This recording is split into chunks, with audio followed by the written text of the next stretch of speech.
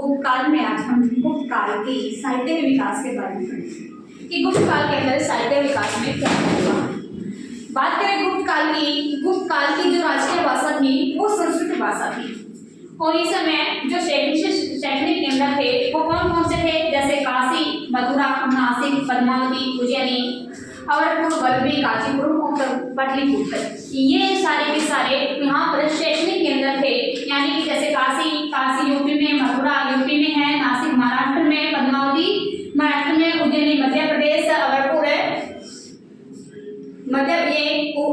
और बल्लभी ये दोनों के दोनों महाराष्ट्र में हैं, काशीपुर तमिलनाडु और पाटलिपुत्र ये बिहार के अंदर हैं, जो कि गुप्त काल के प्रमुख शैक्षणिक केंद्र थे।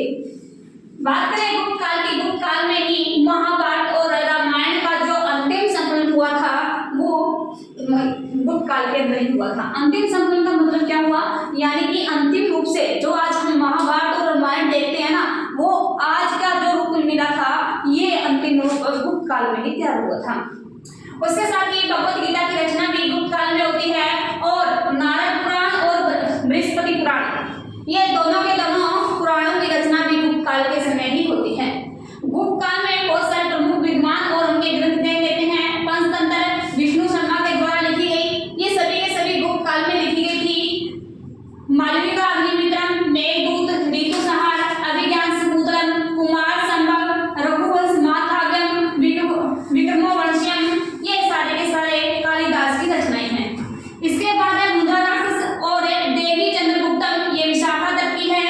मृच्छकटिकम, शूद्रक की, ब्रह्म सिद्धांत ब्रह्मगुप्त की, और ब्रह्मगुप्त ने ही सबसे पहले सूर्य ग्रहण और चंद्र ग्रहण के बारे में बताया था। किरातार्जुनीयम, भारवी की, मृग संहिता और पंचम सिद्धांति का वराहमिहिर की है। चारुदत्तम, स्वपन वासदंतम वास की है।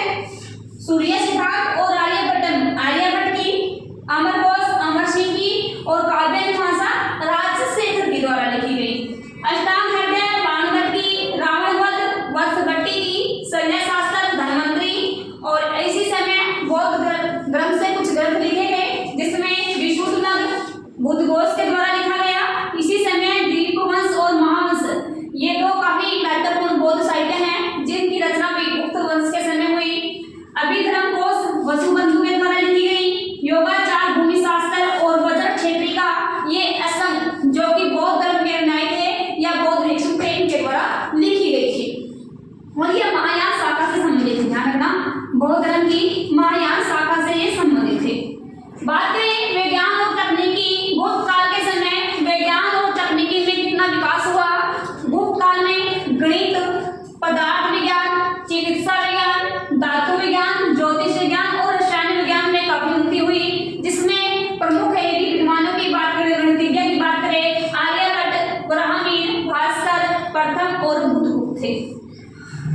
आर्यभट्ट ने ही शून्य की खोज और दशमलव की खोज ही गुप्त काल में हुई थी। इसके साथ आर्यभट्ट ने बीजगणित, अंकगणित और रेखाचित्र की भी जो रेखाचित्र के द्वारा हम जो रेखागणित होता है उसकी भी खोज आर्यभट्ट के द्वारा की गई थी। और वराहमिहिर जो कि शास्त्र के बारे में बताया गया था और आर्यभट्ट ने ही बात करें, आर्यभट्ट ने सूर्य सिद्धांत दिया था जिसके तहत बताया गया था कि पृथ्वी सूर्य के चारों ओर चक्कर लगाती है।